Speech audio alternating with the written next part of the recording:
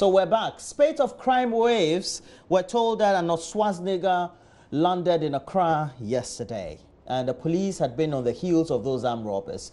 But we need to look further. Yeah. So we're back morning after that incident that occurred yesterday. Very unexpected. Maxwell Agbagba, a roving man, is back at the North Industrial Area to engage ordinary citizens, workers around the area. But it's a conversation, a broad conversation on the general insecurity and what ordinary people think we can do to resolve this if we can. So Maxwell Agbagba, we're linking to Maxwell now, live at the North Industrial Area. Over to you, Maxwell. If you can hear us, please take it away. Yes, I can hear you, Mamavi. As you rightly stated, we are here in the industrial area. In fact, we are on the stretch where the incident happened yesterday. When you come here today, it's a normal day for a lot of the workers here as they are going about their duties.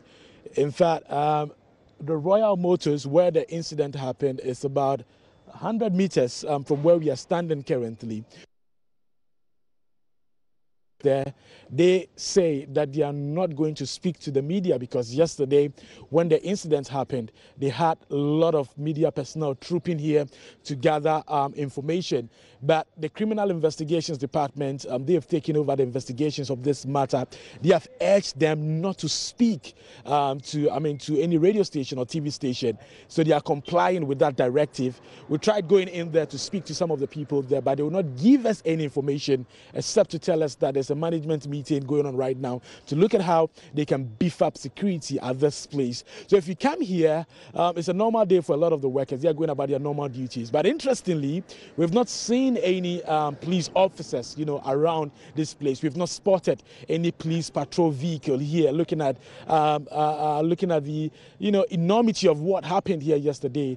It was expected that we'll see police officers, one or two, strolling here, but we've not seen any of that here at the frontage, and then at the other side also we've not seen any of them here. But we have some security officers here, and they work for another automobile company stationed here. They witness exactly what happened. We'll be talking to them and also be finding out from them what they make of what some Ghanaians are saying, that they generally feel there's some kind of insecurity in this country. Let me start off with you. You are a former police officer. Oh, yes. But before we get into the insecurity that a lot of Ghanaians are talking about, you witnessed the incident yesterday? Yes. How did it happen? It happened when I heard gunshots, and one policeman ran away to me and then take a refuge. Oh, so there was a police officer who ran to you? Yes. And I learned that man was just a good Samaritan. The only policeman who brought the money to the premises returned with the van before the incidents. So it was a brilliant van we hear that brought some money, and then apparently they were chased by the armed robbers, or what? Come again. We hearing that it was a van that brought money, and then the robbers chased them here? Yes. Okay. They brought money. And after the gunshots, the policeman ran from the Royal Motors to this place to seek refuge? Yes. Wait, the police officer, he was not armed? He was armed. He was armed. But he was chased with shots. So to me, probably he couldn't get a stand to reply immediately. So he ran away to our place to seek a refuge. But he later also replied with one gunshot. Okay. Now, let me come to you.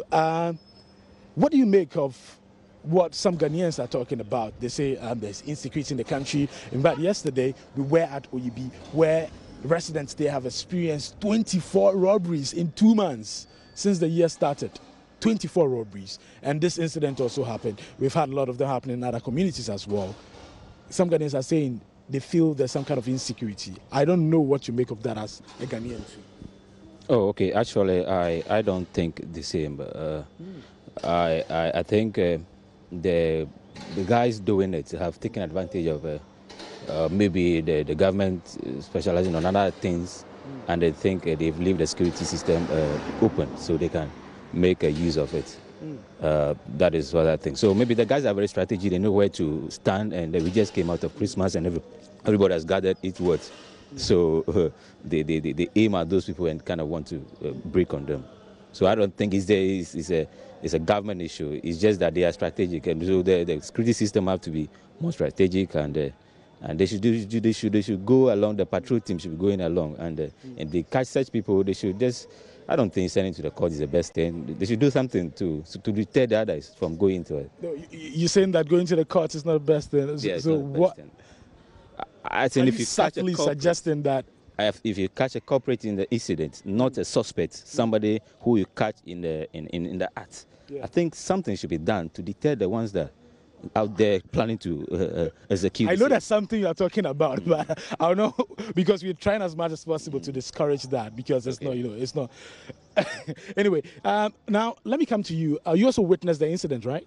No, yesterday I was not here. Okay. I can't see anything about it. Okay, but tell me, some Ghanaians are saying that they don't. They feel there's some kind of insecurity in Ghana, looking at the number of robberies we've recorded in recent times and all of that. You are a Ghanaian and you're a security officer as well. Oh, what I know is most of the securities, somebody will go to school, but so the securities who are under those persons, they don't respect us at all. They don't respect we, the security guys, at all. Okay. And so yesterday, I was in this thing, Makola, the Octagon place. Yeah. Those who are there, you see them, they are graduate, they are holding their degree. But those who are under them, we the securities, we don't respect at all. They don't respect you? You don't respect so me. If they don't respect you, are you trying to say that means that, information that you need to do your work, they don't provide your work? Oh, no. What we need for our job, we don't need it. Okay. Now, let me come to you, sir. You are an old police officer. Earlier, when we had a conversation, you were telling me that Ghanaians themselves are not doing enough to help, the police officers. They are not volunteering information. They are not collaborating with the police to help, they are not collaborating with the police to fight crime. Yes. My opinion is this. If the public can change their mentality to not to support the police in their legitimate duties, for example, giving information and so on. I don't think what they need, they can also get it. So this is my opinion. If they want to be safe, then they should change their mentality by giving information to the police. Take the police as a friend and other security agents. But if we take them like people whom we don't need their services, I don't think they will achieve whatever they want. Okay. Thank you very much for talking to us, sir. Now, 30 seconds before we go, you are saying that you think that government is focusing on other areas. You want on government's, priority areas, security should come first. Is that what you're saying? Yeah, security should come first as well, and they should beef up there. They should give them the necessary equipment to do their job. Okay. And they should employ more of them, and they should be professional. I don't know, these days I don't go further. Okay. They should be, and I think it will be over. Okay. We'll be able to achieve our good security system. Okay. Thank you very much for talking to us. So that's it. I'm here on the street where the incident happened yesterday. People are going about their normal duties. We've not seen any police officers here hours after that incident actually happened. Authorities at the Royal Motors are not willing to divulge any information. They say they are not speaking to the press. They did that extensively yesterday. They are not willing to do that today because CID, officials say it might compromise with the investigations that they are doing. So they are tight-lipped and they are not ready to give any information. So basically, that's what's happening here some hours after that incident here, Mama V. All right, Maxwell Agbagba, thank you very much. Returning to that venue where this horrible crime happened yesterday. No arrests were told have been made so far. So Maxwell Agbagba live from the North Industrial area. We're getting comments about incidents in other parts of the country. We'll read some of your messages. We'll share some of the messages in a bit as well. We're told that yesterday something happened around Kaswa. There was another robbery incident in Kaswa around 9 p.m. thereabouts.